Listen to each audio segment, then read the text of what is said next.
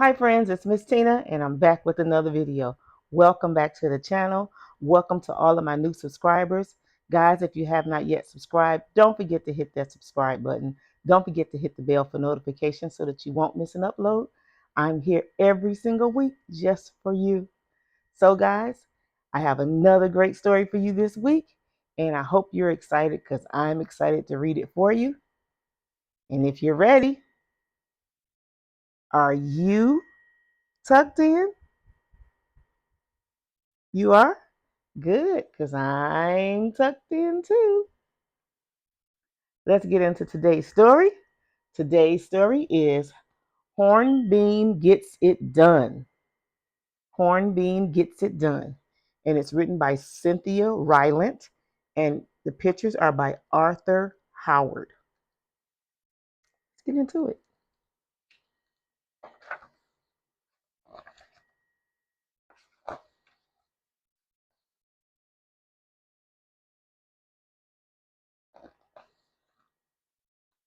March worries.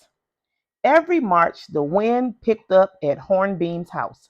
Hornbeam could hear it coming. Swoosh! The windows rattled. The wind chimes chimed. The weather vane went round and round. March days were windy days. But this March, Hornbeam was worried about this wind. He had planted a little blueberry bush. Hornbeam was worried that the wind would blow it away. He could see all the blueberry muffins and blueberry pies blowing away with his blueberry bush. He decided to protect it.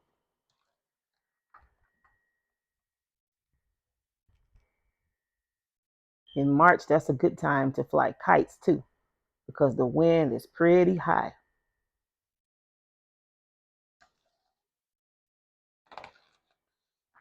Hornbeam gets an umbrella and stood beside the blueberry bush.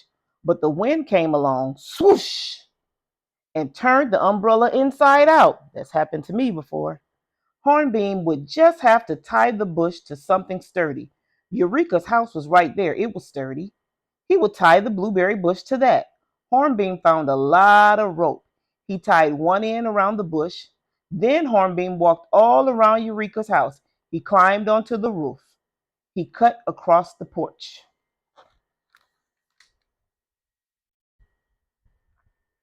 See his umbrella inside out? That happens sometimes when the wind is really high. Hornbeam was still looking for just the right spot to tie the other end of his rope when Eureka stepped outside. Hornbeam, Eureka said, why is my house all tied up? Hornbeam stepped back and looked at Eureka's house, awash with rope.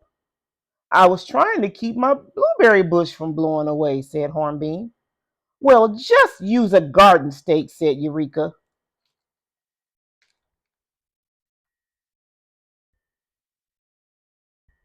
He has the rope all around his house.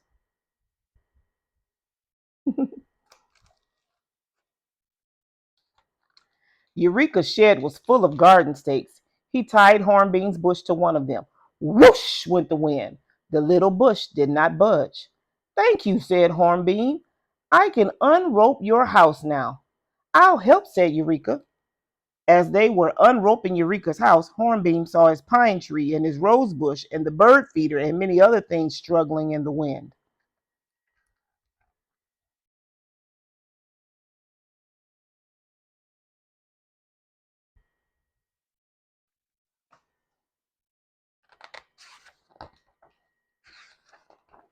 It was a good thing that Hornbeam had so much rope and Eureka had so many stakes. All through March, the wind went whoosh, but not one thing budged in Hornbeam's yard.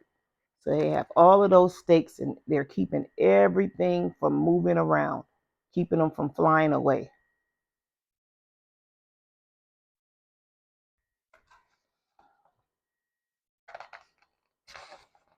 Food shopping. Hornbeam and Cutley liked to food shop together every Monday. There were many shoppers on Mondays, so they could pick and choose in peace and quiet. There were not many shoppers. But there was always one problem.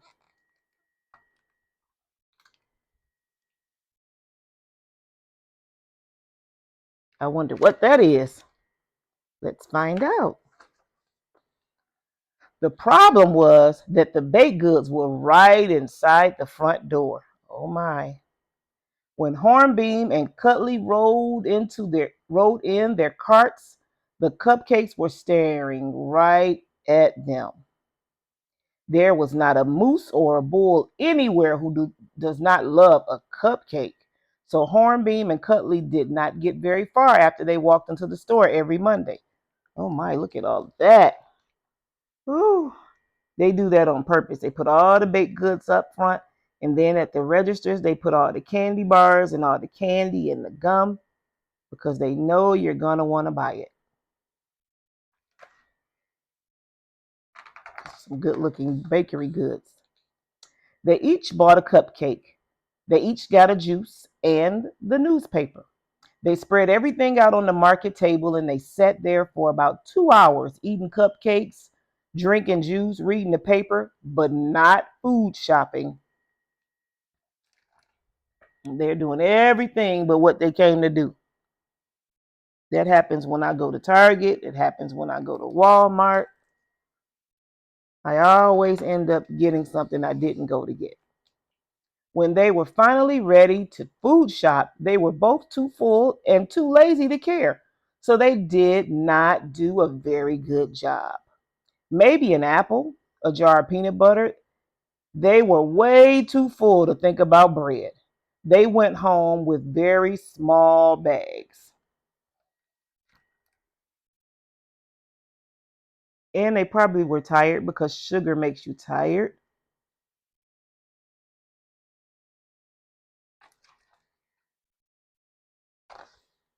Hornbeam and Cutley did this every Monday, and then they had to go back to the market on Tuesday because they were out of food.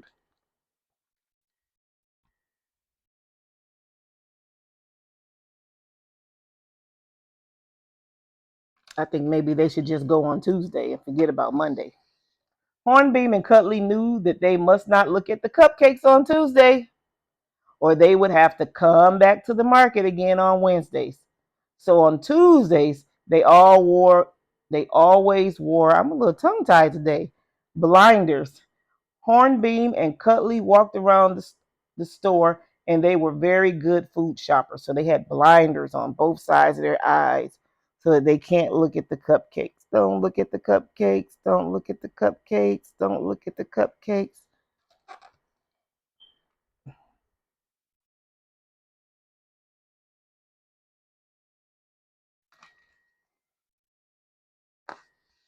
On Tuesday, a very pink shopper asked Hornbeam why he was wearing blinders. Hornbeam confessed that he wore blinders so that he would not eat cupcakes. You mean the ones by the front door? The shopper asked. Yes, said Hornbeam. Oh, I have that problem too, the shopper said. I have a hot pepper in my mouth so that I will not want a cupcake and I can get my food shopping done. Really, said Hornbeam. Hot peppers will get the job done, said the shopper. He puts a hot pepper in his mouth. I don't think I'd do that. What about you? It's pretty hot. So every Tuesday after that, Hornbeam and Cutley walked into the market to food shop with hot peppers in their mouths, and they got it done. Of course, they both knew that if they used hot peppers on Mondays, they could save themselves a trip. But neither said anything about that, so they still continued to go on Mondays and eat the cupcakes and drink the juice and read the paper. But on Tuesdays, they put a hot pepper in their mouths.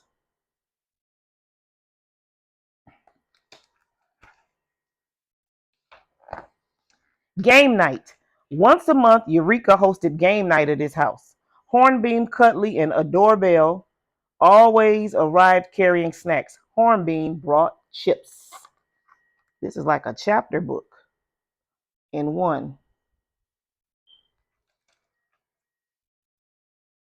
Cutley brought the ginger ale and a doorbell brought the chocolate-covered raisins.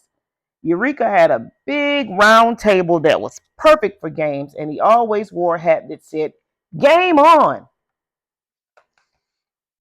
Hornbeam always wore his tropical socks. A doorbell always wore her lucky watch. I think I didn't show you this page.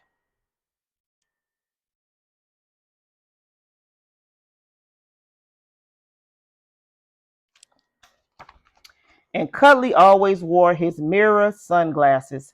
Hornbeam did not like Cuddly's mirror sunglasses. When he looked at Cuddly, Hornbeam saw himself in the mirror.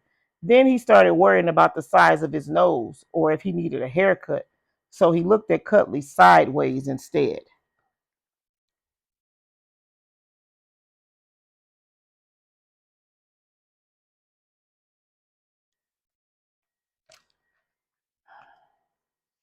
Hornbeam does not like to see himself in the mirror. God made all of us, and we're all different, and we're all special. Eureka had a lot of board games. There was Cookie Town and Mystery Mansion. There was Trouble and Trapped. But the group favorite was Dream Trip. Everyone loved Dream Trip. Each player got to travel to an unusual place on the game board. This was exciting, and the player who traveled the most miles at the end of the game was the winner. Oh my goodness, guys. I need some help with this book this week. Sometimes I read so fast that I get all tied up. Sometimes Eureka won with his Game On hat. Sometimes Hornbeam won with his tropical socks. Sometimes the doorbell won with her lucky watch. Do you have something that you carry around that makes you feel lucky? Some kids have special blankets. Some kids have special toys. Some kids carry pictures. All types of things around with them to make them feel lucky or loved or safe. And sometimes Cuddly won. When he did, he took off his mirror sunglasses. Cuddly said, Hornbeam happily, "I see you and not me." Whoever won the game had to bring a surprise to the next game night. Hornbeam once brought his baby pictures, and a doorbell once brought her seashell collection. Cuddly once brought a movie camera.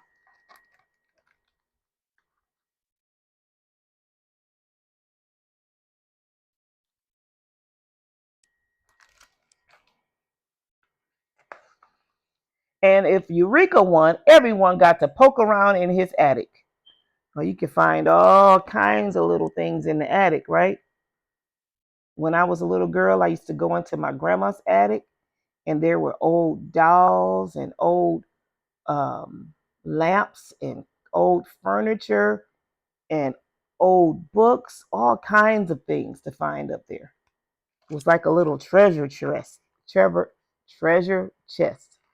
My. Game night was always a fun night for all, and no matter who won, everybody went home happy. Well, friends, that is the end of our story, and I hope you enjoyed it. I enjoyed it. I didn't know it was going to be as long as it was, but I do like Hornbeam. Hornbeam gets it done. What do you have to get done today? It's Saturday, and some of us have things to do around the house. Some of us have places we want to go, and I hope that you get it all done. Have a great day. Have a great week, and I'll see you next time, friends. Bye.